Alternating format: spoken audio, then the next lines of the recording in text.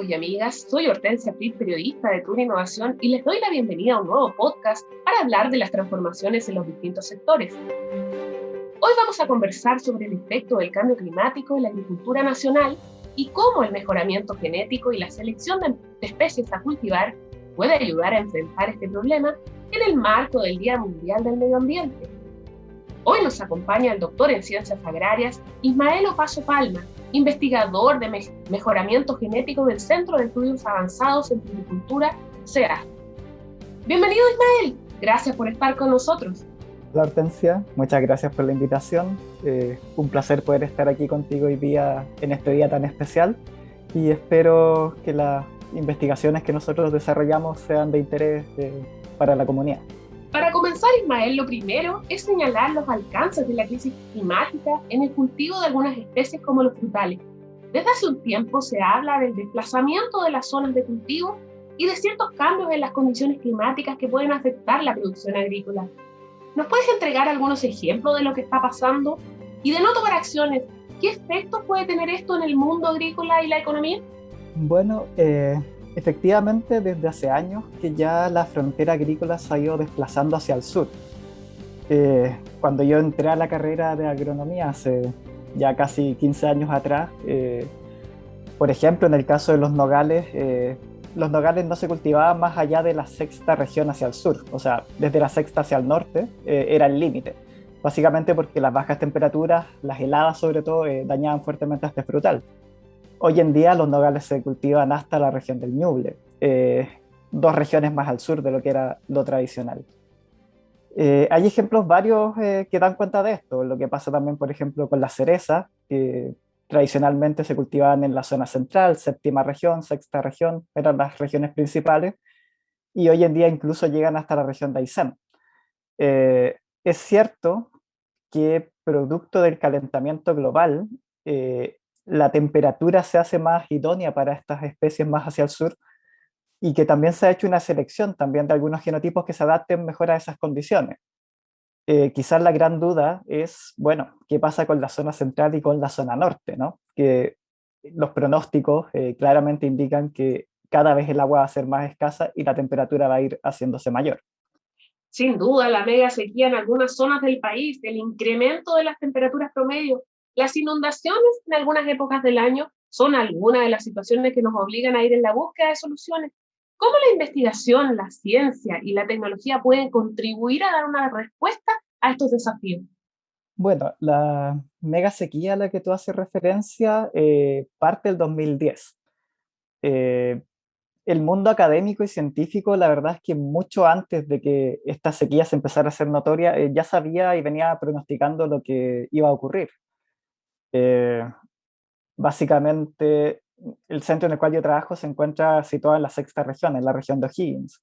Y ya desde antes del 2010, los pronósticos indicaban que para el año 2050 esta región va a tener un clima equivalente al clima que tiene Ovalle actualmente. Es decir, claramente una menor precipitación y una mayor temperatura. La ciencia, la tecnología y la investigación puede contribuir desde distintas áreas. Por un lado tienes todo el mundo de los diseños de los sistemas de riego que siempre están buscando hacerse más eficientes para cuidar el recurso agua. Tienes todo el mundo de la gente más asociada a la fisiología que buscan entender cómo las plantas logran defenderse mejor, cuáles son los mecanismos asociados para enfrentar escenarios de escasez hídrica. Y adicionalmente eso también te permite ir seleccionando genotipos más tolerantes. Y asociado a eso también entra todo el mundo en el cual yo también trabajo, que es el área de mejoramiento genético, que busca entonces generar cultivos que sean más tolerantes a esta condición. Eh, Eso básicamente. Tú perteneces a un centro de investigación. ¿Cuál es el rol de este tipo de centros en este ámbito? Bueno, el centro como centro regional parte hace un poquito antes del 2010 en una iniciativa que buscaba potenciar las regiones y sus áreas de investigación. La sexta región, al estar tan cerca de la región metropolitana, básicamente toda la investigación provenía de la región metropolitana y tenía de hecho los peores indicadores en términos de investigación a nivel nacional. Con el surgimiento de este centro y posteriormente ahora con el surgimiento de la Universidad O'Higgins, se ha logrado empezar a realizar trabajo en distintas temáticas que son de interés para la región. La región es una región fuertemente agrícola. En el centro en el cual yo trabajo, en el CEAF, por ejemplo, hay investigadores que han adjudicado proyectos asociados a justamente trabajar con el tema del cambio climático, buscando mejores herramientas para monitorear el clima con mayor precisión, para generar indicadores que te permitan hacer pronósticos de eventos de alto riesgo, como han sido, por ejemplo, las granizadas que han habido algunos años que han sido fuertemente, han tenido un impacto muy fuerte en la producción. Eh, Hay líneas asociadas, como comentaba anteriormente, que también se dedican a tratar de entender cómo las plantas tienen mecanismos para defenderse de distintos estreses, entre ellos la falta de agua. El calentamiento global tiene estos dos componentes que son un aumento de la temperatura y una disminución de las precipitaciones, que son dos eventos que se potencian negativamente entre sí, si uno lo piensa en condiciones productivas. Por un lado, ese aumento de las temperaturas implica que los mismos cultivos que tenemos ahora necesitan más agua para poder producir, demandan más agua. Y además, llueve menos, hay menor precipitación y por lo tanto hay menor agua para el riego.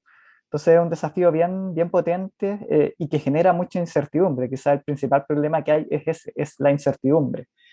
El área agrícola es un área de alto riesgo, justamente porque cualquier evento extremo o medianamente extremo que te ocurra en medio del proceso productivo de la temporada puede condicionarte toda la producción de ese año.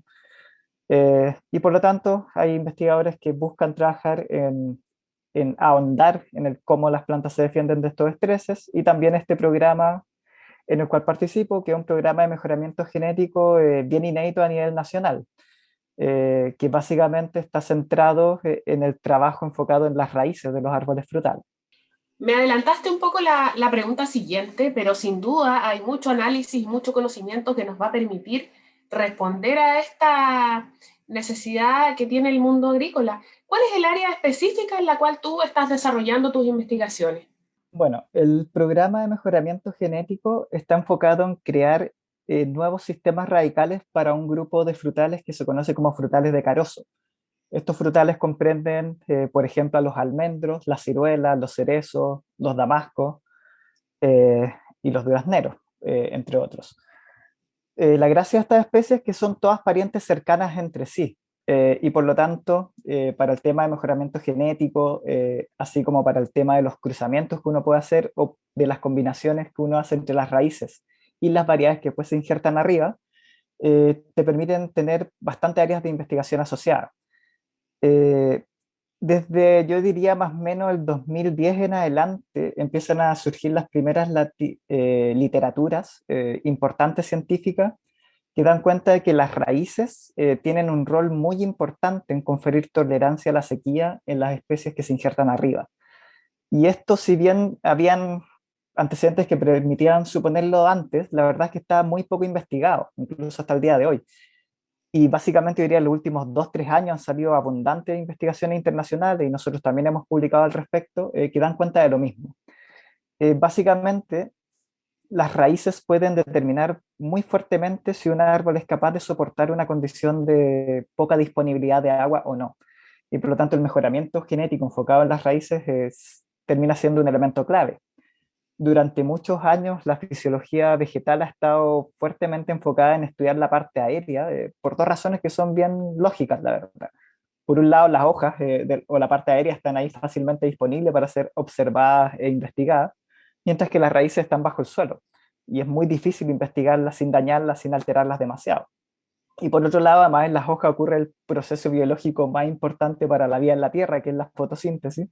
Entonces la ciencia siempre ha estado muy enfocada en estudiar lo que ocurre arriba y no tanto lo que ocurre abajo.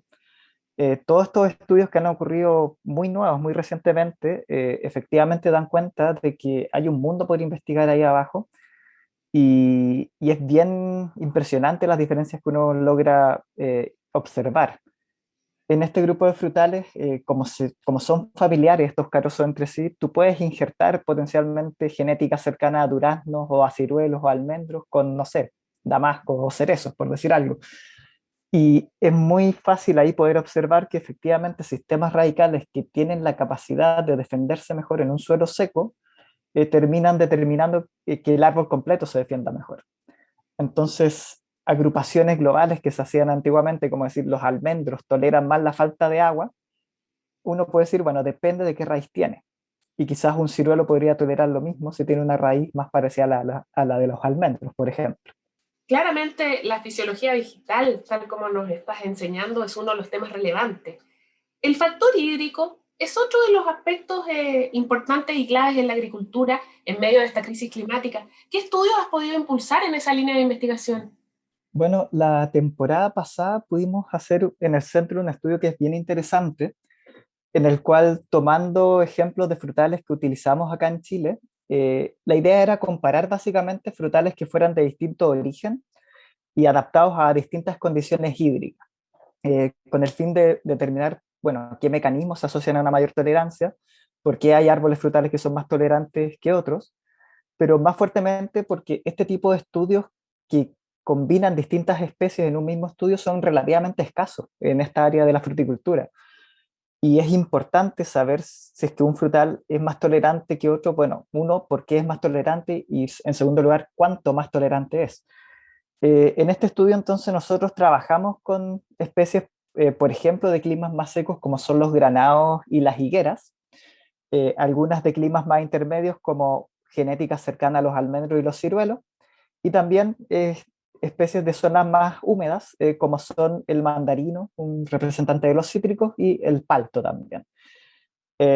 Todas estas especies, y en general las especies que nosotros usamos en fruticultura, ninguna es originaria de Chile, son todas especies introducidas. Eh, por lo tanto, estudiarlas, conocerlas y tratar de mejorarlas es un desafío un poco mayor, considerando que acá no tenemos mucha fuente de biodiversidad para hacer mejoramiento. De todas maneras, quisimos hacer este estudio básicamente pensando en entender los mecanismos asociados, y es bien interesante los resultados, en parte porque uno de los resultados quizás más notables es que el palto fue una de las especies por lejos más sensibles de todas las que evaluamos a la falta de agua. En parte era esperable, considerando su centro de origen, que es un centro centroamericano, de un clima más que va de lo tropical a lo subtropical, pero de todas maneras, cuán distinto es un palto, por ejemplo, a un mandarino, a un almendro, a un granado, eso no está tan bien establecido. Hay datos bien interesantes que se desprenden de este estudio. Por ejemplo, los paltos como árboles, en la medida que el suelo se va secando, en la medida que van sacando agua del suelo, muy tempranamente, de hecho el primero de todas las especies que evaluamos, empieza a resentir esa falta de agua, empieza a manifestar síntomas de estrés que son bastante notorios y termina estando severamente estresado a contenidos de agua en el suelo que otras plantas pueden crecer sin problema, ni siquiera empiezan a estresarse. Entonces te da cuenta de que es un árbol que efectivamente requiere mucha agua y demanda un suelo que esté permanentemente bien regado para no manifestar problemas. Y es bien notable, porque este tipo de datos no lo hemos visto en otros estudios, el decir que, por ejemplo, frutales como el granado, la higuera o un almendro logran de un mismo volumen de suelo sacar el doble de agua de lo que puede sacar un palto. Son antecedentes que para nosotros son bien relevantes y que te permiten ir un poco pensando en ciertas estrategias a futuro, considerando el tema de climático, de sequía, de falta de agua que cada vez se va a ir incrementando en el tiempo y haciéndose más importante. Esto significa que debemos seleccionar cuidadosamente los cultivos considerando esta variable en el escenario actual, es decir, que probablemente la falta de agua nos va a acompañar, tal como tú lo estás señalando. Claro. ¿Cuáles son los pasos a seguir en esa línea? Bueno, es importante tener estrategias justamente de selección de especies de menor requerimiento hídrico para aquellas zonas que efectivamente están enfrentando la problemática de la escasez de agua. Para mí aquí la frase clave o más importante es planificación territorial. Básicamente, si pensamos especialmente en huertos frutales, un huerto frutal puede estar muchos años productivo. Fácilmente una plantación que se pone ahora puede estar 20 años vigente o más incluso, Y por lo tanto es importante hacerse la pregunta no solo cuánta agua tenemos ahora disponible en un determinado territorio, sino cuánta agua va a haber en 10 años más o 20 años más, si es que efectivamente esa plantación va a ser sostenible en el tiempo. La planificación territorial implica conocer primero cuánta agua tenemos ahora, conocer también las proyecciones a futuro, y para eso hay modelos y grupos de investigadores bastante buenos trabajando en esa área y tienen la información generada, que permite saber cuánta agua va a haber con relativa seguridad de aquí a 10 años, 20 años o incluso más tiempo. Y por lo tanto uno tiene que repartir esa agua en todas las funciones claves y vitales para la sociedad y el medio ambiente. Tiene que haber agua disponible para las comunidades, para mantener los ecosistemas y también para la actividad productiva, entre ellos la agricultura. Hasta ahora no existe una vinculación realmente efectiva a nivel de las organizaciones gubernamentales que te permitan repartir el agua de manera responsable y evitar bueno, problemáticas sociales que son bien conocidas asociadas a cultivos frutales o también cultivos forestales, en los cuales yo trato de no estigmatizar a las especies, no decir el palto es malo o los pinos o los eucaliptos son malos. El tema es el manejo y el cultivo responsable de estas especies para lograr no tener un impacto después ambiental mayor. Por cierto, estos nuevos conocimientos nos permiten anticiparnos a estos nuevos escenarios. ¿Qué otros factores pueden ayudarnos a desarrollar mejor los cultivos? A mí me gustaría tratar de aportar también un poco de antecedentes de por qué es importante el cuidado del medio ambiente y la biodiversidad, pensando desde de un punto de vista científico y también pensando en un desarrollo económico para el país.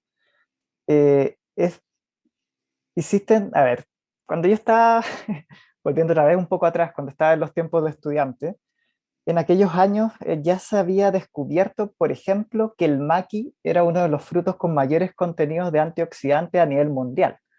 En ese tiempo era el fruto con mayor cantidad de antioxidantes. No sé si ahora habrá salido alguno que se le asemeje. Y eso implicaba que superaba por lejos, por ejemplo, a frutales con altos contenidos como son los granados, como son los berries, como por ejemplo el arándano o la frutilla, o incluso el vino tinto. Y sin embargo, esa planta, que es un germoplasma nacional, nativo de Chile, rápidamente fue llevado a Estados Unidos y desarrollado en programas de mejoramiento y de selección allá para crear productos y subproductos en base al maqui. Ejemplos como ese hay muchos, muchos a nivel nacional. Nosotros tenemos, si pensamos solamente en la flora nativa de Chile, tenemos más o menos, un poquitito menos de 4.000 especies nativas, y de esas especies nativas la mitad son endémicas, es decir, están únicamente en Chile. Existen, referente a eso, iniciativas que están llevándose a cabo actualmente, como por ejemplo selecciones de plantas de boldo con mayores contenidos de boldina, que es una molécula con acción antioxidante que se está buscando un uso farmacéutico para esa molécula. Eh, Hay iniciativas, por ejemplo, también que buscan iniciar trabajos de domesticación en plantas de calafate. También un berry altamente presente en el sur de Chile. Eso me lleva a la siguiente pregunta. ¿Qué oportunidades de investigación y ciencia aplicada podemos encontrar en este ámbito? ¿Qué rol puede tener la innovación en el desarrollo de soluciones que benefician la calidad de vida y el bienestar de las personas? Mira, el rol es bien grande, pero depende de que exista la musculatura científica y financiera suficiente para desarrollarla. Hay un ejemplo que siempre da el investigador Gabriel León, que es bien notable, que tiene que ver con lo que ocurrió con la rapamicina, que es una molécula que genera una bacteria que es originaria de los suelos de Rapa Nui, que sin embargo fue descubierta cuando se llevaron muestras de suelo a Estados Unidos. Se aisló la molécula, una molécula que tiene un potencial desde el punto de vista de la salud muy, muy notable. Partió siendo una molécula que fue identificada como antibacteriana y antimicótica. Posterior a eso se descubrió que reducía el sistema inmune, lo cual permitía aumentar el éxito de los trasplantes de órganos. Y actualmente se están desarrollando líneas de investigación con esa molécula, todas actividades farmacéuticas que lidera Pfizer, el mismo grupo que está que desarrolló una de las vacunas contra el COVID, moviendo una industria enorme de investigación asociada a esta bacteria nativa de Chile, ahora con estudios que permiten con esa molécula, por ejemplo, control de tumores y también aumento de la vida, básicamente porque reduce el envejecimiento. Yo pienso en el caso del boldo y la boldina. La boldina también es un antioxidante que puede tener mucho potencial para temas de salud. Y estos ejemplos que se dan afuera, insisto, todas estas son iniciativas con germoplasma nacional que finalmente nosotros no vemos ningún beneficio de ello. Y se activan industrias completas en torno a ello, que generan obviamente también ingresos para el país. Entonces creo que si consideramos toda esta cantidad de biodiversidad y de germoplasma nativo que hemos investigado muy poco, hay mucho por hacer ahí, hay mucho potencial ahí por estudiar y por proyectar a futuro. Esa es una de las razones también por qué es tan importante la conservación. Problemas que quizás no sabemos que tenemos la solución aquí al lado, y simplemente se está esperando ahí a que alguien dé con ese descubrimiento. Sin duda estamos frente a un universo de posibilidades. Muchas gracias, Ismael, por estar con nosotros en este nuevo podcast de Turi Innovación y entregarnos tu experiencia y esta mirada. No, gracias a ti por la invitación. Creo que estos temas, sobre todo los últimos, hacen bastante alusión al Día Internacional del Medio Ambiente, así que espero que haya sido un aporte para todos. Así es. Muchas gracias a todos los amigos y amigas que escucharon este podcast de Turi Innovación. Pronto volveremos con más temas que nos permitan saber lo que está pasando en investigación, ciencia, agricultura, industrias y mucho más para avanzar hacia un mundo mejor.